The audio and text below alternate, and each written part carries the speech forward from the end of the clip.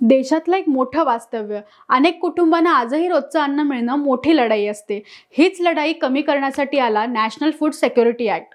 इथे अन्न मदत म्हणून नाही मिळत, तर हा एका नागरिकाचा कायदेशीर हक्क आहे. NFSA नुसार ग्रामीण भागातील सुमारे 75% लोकसंख्या आणि शहरातील 50% लोकसंख्या या कॅटेगरीत येते. या लोकांना दर महिन्याला सबसिडीच्या दरात धान्य दिलं जातं. यात 2 प्रमुख गट आहेत. अंत्योदय अन्न योजना, सर्वात गरजू कुटुंबांना दर महिना 35 किलो धान्य. प्रायोरिटी हाऊसहोल्ड, या गटातील प्रत्येक व्यक्तीला प्रति महिना 5 किलो धान्य मिळण्याचा अधिकार.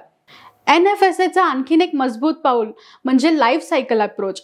गर्भवती महिलांसाठी आणि स्तनपान देणाऱ्या मातांसाठी विशेष पोषण सहाय्य आणि कुटुंबातील महिला सदस्याला राशन कार्डाचा प्रमुख मानून तिच्या स्वायत्ततेला बळकटी. जर कधी धान्याचा पुरवठा कमी पडला किंवा मिळालाच नाही तर राज्य सरकारला अन्न सुरक्षा भत्ता देणं बंधनकारक आहे, म्हणजे लोकांचं नुकसान होऊ नये.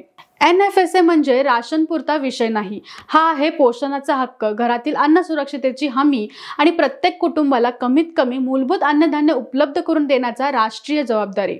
तुमचं घर NSFA मध्ये समाविष्ट आहे का हे स्थानिक रेशन शॉप किंवा नागरिक सेवा केंद्रातून सहज तपासता येते. ही योजना आहे, यामुळे अनेक कुटुंबांमध्ये उद्या काय खाऊ हा प्रश्न कमी होतो.